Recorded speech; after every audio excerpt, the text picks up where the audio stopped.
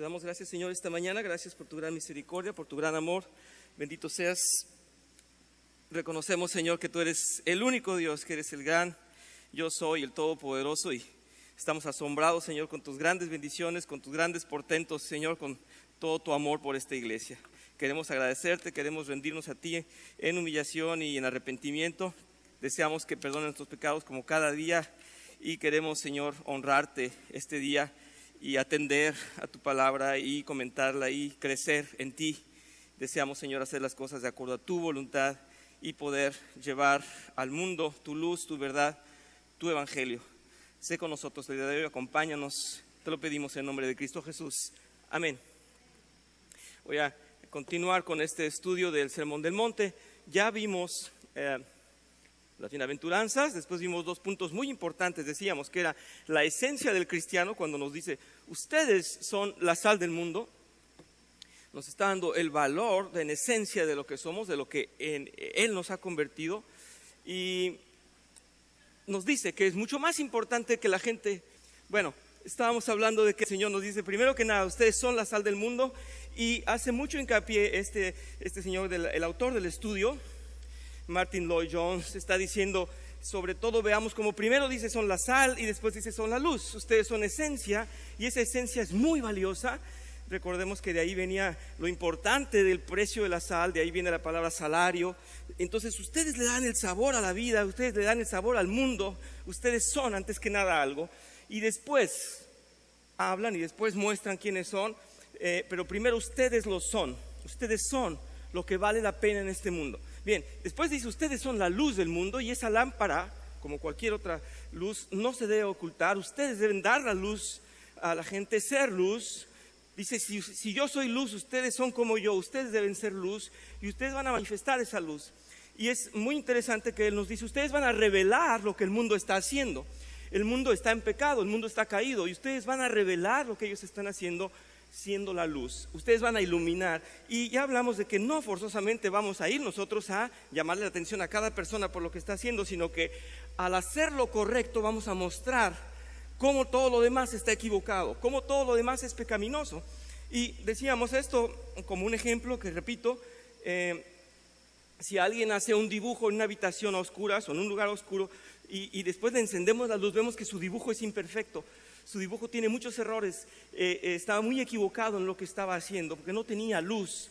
Cuando los cristianos salen al mundo, participan en el mundo, hacen parte de él, pero son la luz de Dios, son a la imagen de Dios, se comportan a la imagen de Dios, van a revelarle al mundo que ellos están haciendo mal.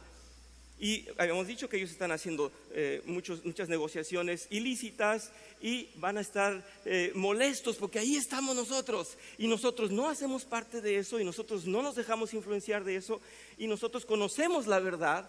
Nosotros tememos a Dios y no nos involucramos en las cosas que hace el mundo, de preferencia a oscuras, ¿verdad? Recordamos que decíamos, el mundo quiere hacer las cosas a escondidas y una de las características que se nos demanda o que se espera de nosotros es que en nada nos ocultemos, que esa integridad sea permanente, sea en toda circunstancia, en todo momento. No es porque es verano, o porque es invierno, o porque estoy dentro de la iglesia, o porque estoy en casa, o porque estoy en el trabajo, o porque estoy con familiares o amigos.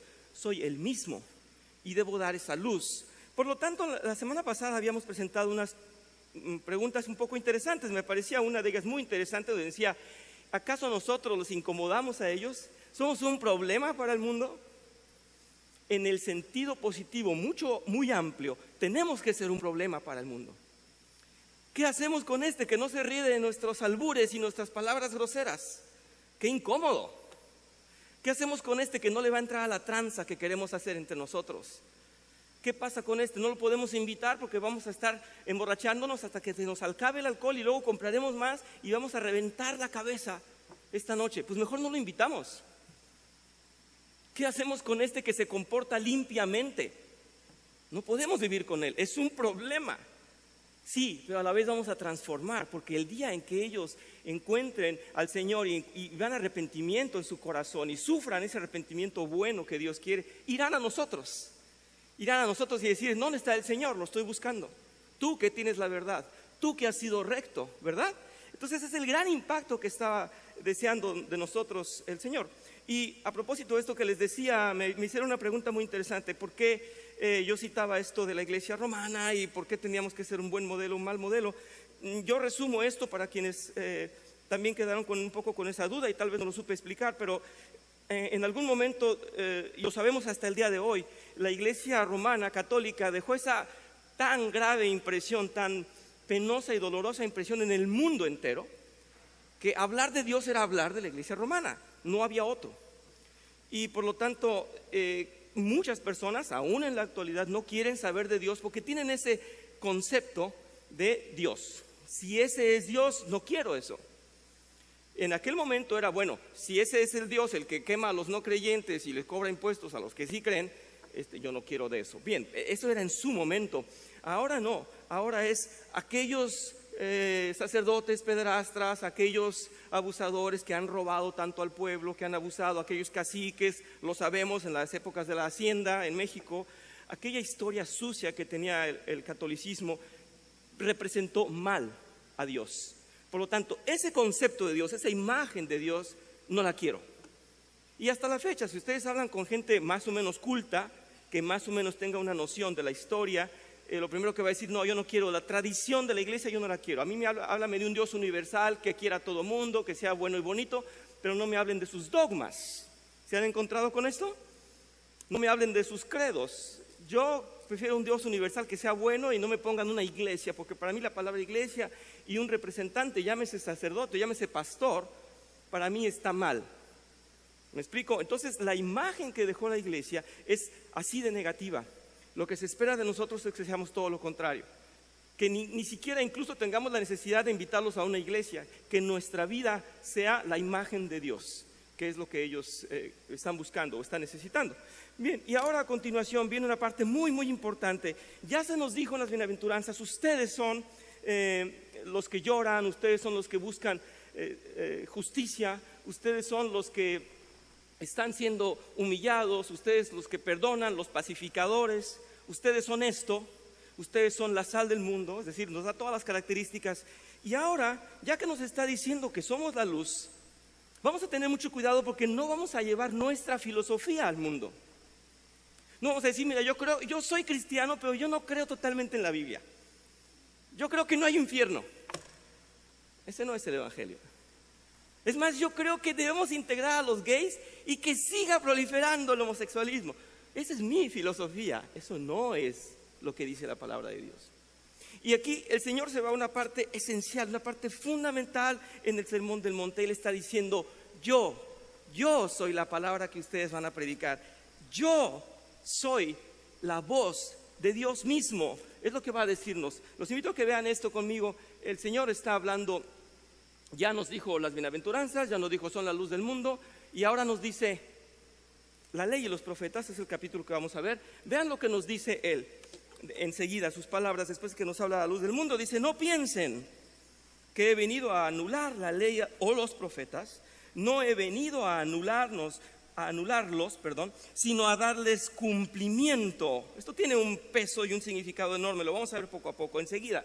Les aseguro que mientras existan el cielo y la tierra, ni una letra, ni una tilde de la ley desaparecerá hasta que todo se haya cumplido.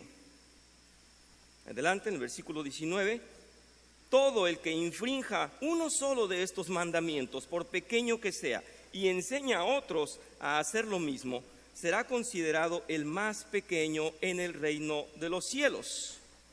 Ojo, porque cada una de las partes es muy, muy importante. Y ahora cierra diciendo, pero el que los practique y enseñe será considerando grande en el reino de los cielos, porque les digo a ustedes que no van a entrar en el reino de los cielos a menos que su justicia supere a la de los fariseos y de los maestros de la ley. Es muy extenso, esto nos podría llevar un mes para hablar de todo esto, pero no espero tomar tanto tiempo para ustedes. Esto es un resumen a fin de cuentas. Lo importante es dar la esencia del mensaje. Y vamos a ver parcialmente esto. El Señor nos está diciendo que Él es el cumplimiento de la ley y los profetas. Quiero hablar como preámbulo de esto. en ningún momento Dios, desde la creación hasta el día de hoy, ha desatendido al mundo. En ningún momento el Señor dijo que el mundo haga lo que se merece. Están perdidos, son depravados, son pecadores. Yo me encontraré con ellos por allá en lo que cita el Apocalipsis, en el día del juicio final.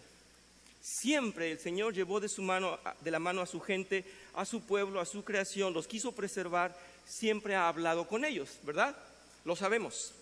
Inmediatamente después de que cayeron en pecado, los llamó a cuentas y les dijo: ustedes fallaron a mi pacto, el pacto de obras, ustedes fallaron, les doy un castigo, ahora vendrá muerte espiritual, muerte corporal, pero van a tener que vivir bajo ciertas condiciones, y les estaba dando seguimiento, aun cuando estaban caídos, les estaba dando seguimiento. Y a continuación podemos tomar la Biblia y desde el Génesis en adelante siempre está hablando el Señor. Su voz, ¿cómo fue en un principio? ¿Cómo se presentó a Moisés, por ejemplo? Bueno, una forma de fuego, y estaba hablando. El Señor estaba hablando. Y para hablarle a todo el pueblo, el Señor le pidió a Moisés que estableciera un patrón de normas para que al menos pudieran ser aceptables y llevaran un comportamiento más o menos decente, de acuerdo a los preceptos divinos. Y entonces vino la ley. La ley nos habla, ¿verdad? Lo han estudiado ustedes. La ley nos habla porque nos dice qué podemos hacer y qué no debemos hacer, y nos manifiesta nuestro error. De ahí decimos que la ley saca entonces a florecer nuestro pecado, porque la ley nos habla. Dios está hablando por medio de su ley, está diciendo: no quiero que hagan esto, esta es mi voz. Y enseguida el Señor, después de que continúa hablando con nosotros, nos envía a jueces, a reyes y a profetas.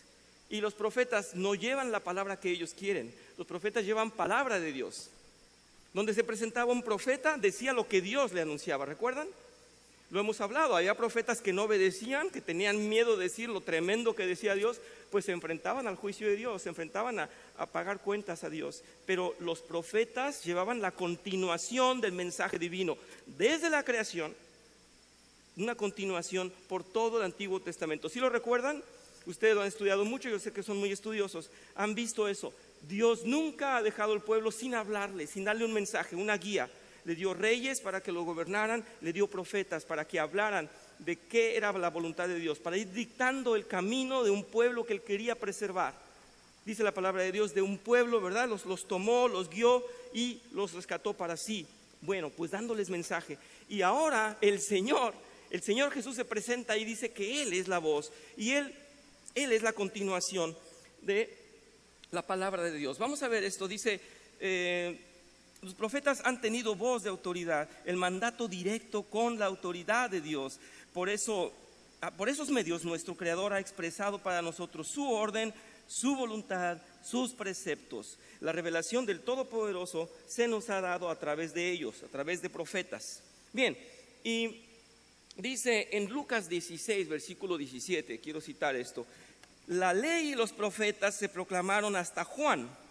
Desde entonces se anuncian las buenas nuevas del reino de Dios y todos se esfuerzan por entrar en él.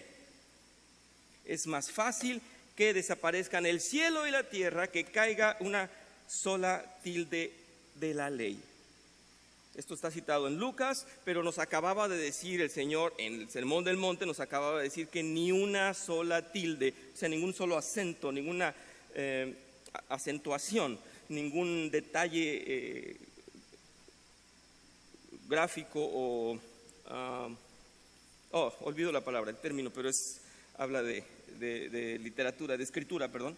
Ningún mensaje erróneo puede ser dado, va a ser exactamente como Dios lo dice. Por lo tanto, Lucas está acentuando esto. Y la nota aquí dice: el Señor siempre cumple lo que han dicho los profetas, porque ha sido su voz la que manda.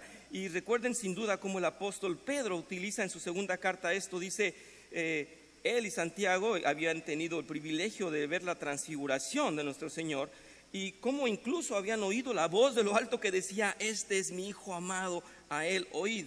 Ahora vamos a explicar un poquito esto, que es parte central de nuestro estudio. Dice, y con todo Pedro dice, tengo algo mucho mejor que decirles: no teman, porque hay que confiar en la presencia de Dios y en la palabra de Dios, que es segura. El apóstol Pablo también habla de esto en Corintios 2, perdón, 2 de Corintios 1, ahí está. 2 de Corintios 1, versículo 20. Pues tantas como sean las promesas de Dios, en Él todas son, sí, pero eso también por medio de Él. Amén, para la gloria de Dios por medio de nosotros. Entonces sus promesas todas se cumplen, todas son. Y dice aquí, pensemos en los relatos que iba a hacer, lo que iba a hacer el Señor Jesús. Dice, todos sus milagros, todos sus mensajes dados al pueblo, todo venía totalmente en concordancia con el Antiguo Testamento. Todo está ahí, todo lo que habló el Señor está ahí. En ningún momento contradijo al Antiguo Testamento. Y este era un dolor de cabeza para los judíos, lo sabemos, porque no les decía algo que no tuviera fundamento. Algunos siguieron siendo suficientemente necios como para sorprenderse ante esto, pero en un sentido se puede predicar el Evangelio también basándose en el Antiguo Testamento como basándose en el Nuevo. Es totalmente concordante. Bueno, espero aquí despejar no sé si sea necesario, pero puede esto despejar la duda de alguien. No creo que en esta iglesia, porque nos gusta estudiar, pero sigue habiendo cristianos o sigue habiendo creyentes nuevos que todavía consideran que el Antiguo Testamento era una cosa, que hay que olvidarlo, que ya no es vigente, que bueno, que no tiene el mismo carácter de Dios que el Nuevo Testamento. Ese es un error. Es solamente la continuación del otro. No hay que uno es mejor que el otro, y no es que nosotros somos cristianos del Nuevo Testamento. Lo he dicho varias veces, cuando se ha dado esta voluntad de los Gedeones, por ejemplo, que llevan el mensaje a muchas instituciones, a hoteles, a lugares públicos, y dejan ahí un Nuevo Testamento. No es con el plan de decir, este testamento es mejor que el Antiguo Testamento. Es simplemente llevar un mensaje, una parte de la Biblia. En mi opinión sería más hermoso que dieran la Biblia completa. Ustedes estarán de acuerdo conmigo. Ellos se han dado la labor de dar el Nuevo Testamento. No hay pecado en ello, pero no hay diferencia en el carácter de Dios. Es la continuación de la voz de Dios. Y es bueno que hablemos de eso porque es la parte central. En Mateo 22, ya sé que estamos viendo Mateo 5, Mateo 6, Mateo 7, pero vamos a hablar de Mateo 22, como lo cita después. Los fariseos se reunieron al oír que Jesús había hecho callar a los saduceos. Uno de ellos, experto en la ley, le tendió una trampa con esta pregunta: Maestro, ¿cuál es el mandamiento más importante de la ley? Ama al Señor tu Dios con todo tu corazón, con todo tu ser y con toda tu mente, le respondió el Señor Jesús. Este es el primero y el más grande de los mandamientos. El segundo se parece a este: ama a tu prójimo como a ti mismo. De estos dos mandamientos dependen toda la ley y los profetas. Con estos versículos quiero meterlos en este contexto y no los quiero sacar de ahí. La ley y los profetas, ¿recuerdan? Estoy hablando, Dios habló por medio de su ley, de sus preceptos, de todo lo que estaba presentándole al mundo que tenía que ser su pueblo, y estaba hablando a través de los profetas. No hay otra autoridad en la tierra, en el mundo. Si leemos desde el Antiguo Testamento, si tomamos desde ahí, siempre se mantienen estas autoridades, que es la voz de Dios, su ley y sus profetas. La ley y los profetas era la forma de recibir mensaje de Dios. No hay otra. Les comento esto porque se han acercado en algunos momentos a mí, y a ustedes yo creo que también les han hecho la pregunta: oye, soñé una cosa, ¿será revelación de Dios? Bueno, no podemos negarlo 100%. A lo mejor te dio una idea de alguna situación que va a pasar. Una entre 10 millones de personas, oye, pues bravo, te lo dio a ti. Pero no confíes en eso cada día, esa no es tu guía. Tu guía es la palabra de Dios, hacer su voluntad si estás en comunión. Pero la revelación de Dios nunca se apagó, nunca se alejó de nosotros en el mensaje. Siempre estuvo dada la ley y los profetas. Nada de que sueñes o que inventas o que vio un vidente o tu vecina o tu prima que adivina cosas desde niña. No, nada de eso. Nada de eso va a alterar el orden de Dios. Su voluntad, su mensaje, sus preceptos y las cosas por venir. La escatología. Nada de los mensajes que aparentemente aparezcan puede reemplazar esto. la ley y los profetas. Se los digo de una manera muy sencilla. Cuando el Señor Jesús estuvo en la tierra, Él habló en lugar de la ley y los profetas. Él habló. Y esto nos lo anuncia Dios cuando, en la transfiguración. Dice, a Él oíd. Quiero meterlos a ese, por favor, a ese entendimiento para que podamos seguir adelante. Dice, tenemos profecía de la muerte de Jesús, incluso cumplida por Él. En el Salmo 22 dice, en Él encontrarán la descripción literal de todos los detalles que sucedieron en realidad delante de la cruz del Calvario. Profecías que se encuentran en los Salmos, tanto como en los profetas, cumpliéndose literalmente en Jesús y cumpliéndose literalmente lo que Él mismo había anunciado. ¿Recuerdan que Él dijo, pueden destruir este templo y lo voy a edificar, o se va a levantar en 3 días, yo lo levantaré en 3 días? Y tanto todo lo que se anunció de Él se cumplió, como todo lo que Él dijo se cumplió. Él estaba hablando en autoridad principal, Él estaba hablando desde su autoridad máxima. Él era Dios. Él era la palabra resumida de la ley y los profetas, pues Él era esa voz que continuaba. Aquí es importantísimo que no olvidemos eso. Todavía más sorprendentes en un sentido son las profecías referentes a la enseñanza. No, me brinqué de hoja, perdónenme, le apreté un botón sin querer. Ok, todas las más sorprendentes son las profecías referentes a la enseñanza a todos los gentiles. Esto es realmente sorprendente cuando se recuerda de estos oráculos de Dios que escribieron especialmente para cada nación. Los judíos, sin embargo, en estas profecías estaban siendo ignorantes de lo que tenían delante de ellos. El cumplimiento de las profecías que les había traído a la tierra prometida, que les había dado la continuación de un cuidado a su pueblo, y estaban ignorando que ya estaban siendo cumplidas estas profecías. Esa es la ceguera de los judíos. Quiero invitarlos a ver esto de la transfiguración, Mateo en el capítulo 17. Si alguien tuviera duda, ¿por qué está escrito en Mateo? Pues porque Mateo es el evangelio para los judíos y la transfiguración tenía que ser explicada en Mateo para que entendieran los judíos la ley, los profetas, Jesús. Estudiaron la ley, conocieron la ley, respetaron la ley, escucharon a los profetas, los respetaron, los siguieron como autoridad. Ahora a Él oír. Vamos a leerlo juntos si les parece. Jesús tomó consigo a Pedro, a Jacobo y a Juan, el hermano de Jacobo, y los llevó aparte a una montaña alta. Ahí se transfiguró en presencia de ellos. Su rostro resplandeció como el sol y su ropa se volvió blanca como la luz. Ojalá lean todo lo que precede porque está muy emocionante, pero esta es la esencia. En esto se les apareció Moisés y Elías conversando con Jesús, pero le dijo a Jesús: Señor, qué bien que estemos aquí. Si quieres, levantaré 3 albergues, uno para ti, otro para Moisés, otro para Elías. Mientras estaba hablando aún, apareció una nube luminosa que los envolvió, de la cual salió una voz que dijo: Este es mi Hijo amado, estoy muy complacido con él, escúchenlo. En otras versiones dice: a él oíd. Al oír esto, los discípulos se postraron sobre su rostro, aterrorizados, pero Jesús se acercó a ellos y los tocó. Levántense, les dijo, no tengan miedo. Yo estaría temblando también y yo hubiera corrido a lo mejor montaña abajo.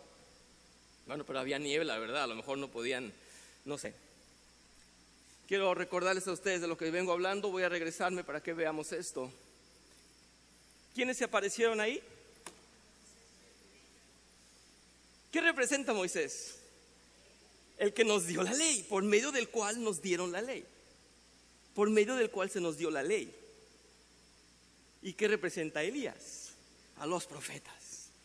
La ley y los profetas estaban juntos para dar testimonio. Nosotros somos la autoridad vamos a presentarlo a Él, vamos a entregarle a Él esta estafeta, porque Él es el que merece hablar.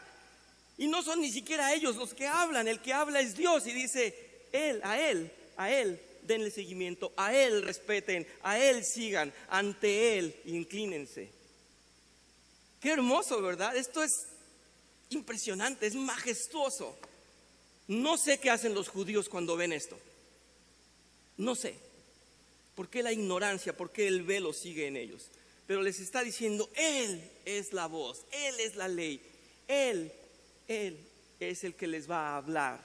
Así de impresionante, así de grande es esto. Cristo cumple la ley. También eso es algo maravilloso que debemos hacer al adorar y alabar a Dios. Considerar que Él en todo cumplió la ley. Gálatas 4, vamos a ver esta cita. Ahí está. Pero cuando vino la plenitud del tiempo, Dios envió a su Hijo, nacido de mujer, nacido bajo la ley, a fin de que redimiera a los que estaban bajo la ley, para que recibiéramos la adopción de hijos, para ser llamados hijos de Dios, ¿verdad? Bueno, pues Él vino, nació de acuerdo a la ley. Él no violó ninguna ley, Él mismo fue la continuación de esa ley. Les voy a leer el texto que marca aquí el método. Dice, observen cuán cuidadoso fue nuestro Señor en observar la ley. Lo obedeció todas a sus más mínimos detalles. No solo eso, enseñó a otros a amar la ley y se las explicó, confirmándola constantemente y afirmando la necesidad absoluta de obedecerla. Por eso es que está diciendo Él en el Sermón del Monte, yo no vine a violar la ley, sino a cumplirla. Y no solamente a cumplir la que estaba establecida, sino Él mismo a cumplir, siendo Él el sacrificio.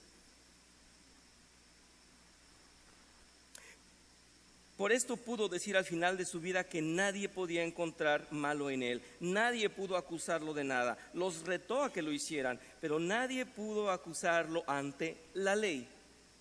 La había vivido con plenitud, la había obedecido. Él mismo era imagen de esa ley. No hubo nada, ni una jota, ni una tilde, dice aquí. En ella nada fue quebrantado en lo más mínimo por el Señor Jesús. Hay una parte que es sumamente interesante. Espero que tengamos continuación en lo que estoy hablando, porque estaba yo pensando si podía confundirles, pero eso es lo que dice el Señor. No piensen que he venido a anular la ley o los profetas. No he venido a anularlos, sino a darles cumplimiento. Pero antes de que entrara a lo que les estaba diciendo, voy a terminar con esto. Él está diciendo esto en Mateo 5, lo estamos viendo, Mateo 6, y lo viene a confirmar en la transfiguración, que está en Mateo 17, lo estábamos viendo, perdón, no estoy seguro, pero no quiero perderme de aquí si me voy de ahí. El caso es que lo mismo que está anunciando en el Sermón del Monte, lo presenta en la transfiguración y está cumpliendo lo que dice la palabra de Dios. Él no vino más que a hacer la continuación de esa ley. El autor quiere que tomemos esta parte, la voy a leer para ustedes. Dice, hay que ver cuál es el significado que tiene la cruz. No sé si la puse aquí para ustedes, pero no, hoy me fui para atrás.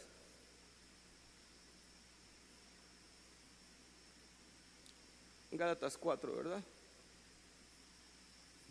Mateo 22 y 23. Dios mío, ya me perdí. Soy genial yo para esto.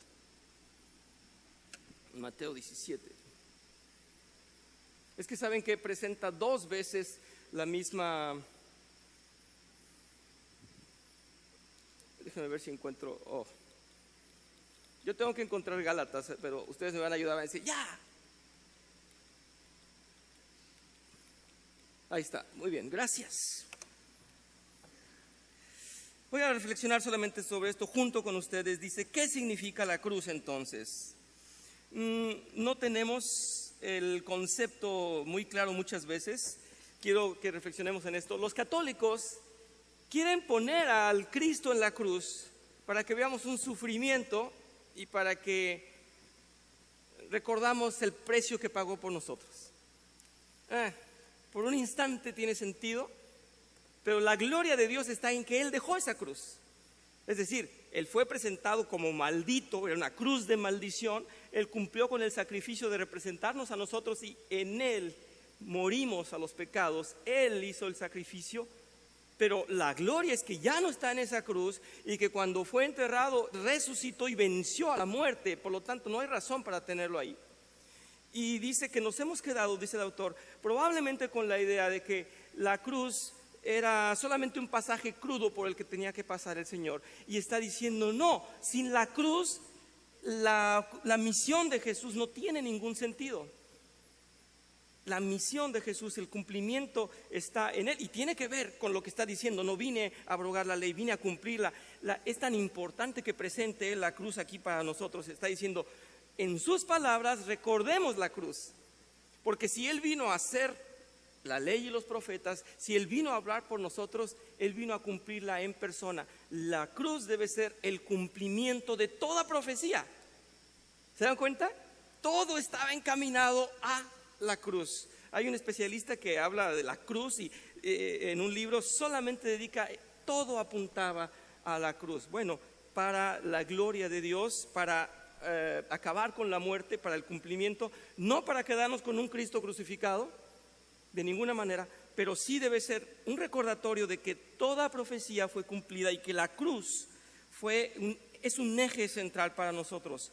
Dice, hay quienes hablan de ello, pero de una manera muy sentimental, como si fuera que Dios está dolido y que necesita que seamos nosotros generosos con Él. Pero todo lo contrario, Él ha sido generoso con nosotros al morir en la cruz para salvarnos, porque nosotros estábamos en necesidad, no Él. El propósito de la cruz no es despertar esa compasión, dice, es la función de Jesús. Todo sucedió para que el Maestro fuera exaltado, para que Él fuera triunfante ante la muerte, fuera mucho más que la muerte, fuera el que venció y derribó la muerte, dándonos vida en la cruz. Por lo tanto, para nosotros la referencia de la cruz es cumplimiento de ley y de profetas, ¿sí?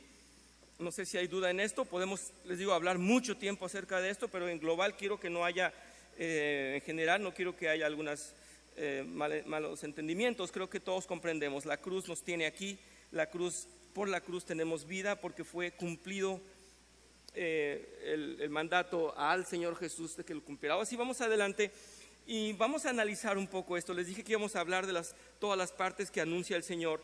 Ahora sí, porque había confusión, porque vuelven a aparecer los textos. Dice, en los versículos 17 y 18, Jesús dice que todo lo que va a enseñar está comprendido en la enseñanza del Antiguo Testamento. Él nos está diciendo, no vengo a cambiar nada, todo está ahí, no hay nada que yo vaya a modificar. Vamos a leerlo entonces, ahora sí. Por eso dice nuevamente, no, vamos a analizarlo, no piensen que he venido a anular la ley o los profetas. No he venido a anularlos, sino a darles cumplimiento. Queda claro para nosotros, ¿verdad? En esta iglesia no hay duda, queda claro que esto que está diciendo el Señor lo cumplió. Él vino a darle continuación y a darle cumplimiento. Les aseguro que mientras existan el cielo y la tierra, ni una letra, ni una tilde de la ley desaparecerán hasta que todo se haya cumplido. Él nos está garantizando, Él está diciendo, no voy a cambiar la filosofía, no voy ni siquiera a cambiar el rumbo, todo se va a cumplir, todo va a estar cumplido mientras estén el cielo y la tierra. En los versículos 19 y 20, o sea, adelante, la enseñanza está totalmente de acuerdo con el Antiguo Testamento. Dice, en ningún momento está alterando las enseñanzas que le fueron dadas al pueblo de Israel desde antes. Dice, todo el que infrinja uno solo de los mandamientos, por pequeño que sea, y enseña a otros a hacer lo mismo, será considerado el más pequeño en el reino de los cielos. Está afirmando que la ley que ellos seguían, que la ley que ellos habían respetado desde sus antepasados, era válida. Tienen que respetar la ley. No está diciendo, hagan lo que quieran, váyanse con filosofías, la ley es secundaria, la ley no la necesitamos. No, y todavía al día de hoy hay un malentendimiento con eso, ¿verdad? Están muchos que nos critican porque dicen que si nosotros estamos en la gracia y ya no bajo la ley, y ahí hay un malentendimiento, están suponiendo que no nos importa la ley, que no nos importarían esos preceptos de Dios y que estamos viviendo en libertinaje, ¿cierto? No sé si lo han oído, pero cuando ustedes dicen, les preguntan, ¿tú crees en Dios? Sí, y les preguntan, ¿eres católico? ¿Qué dicen ustedes? ¿Yo soy cristiano? Sí, pero ¿cristiano católico?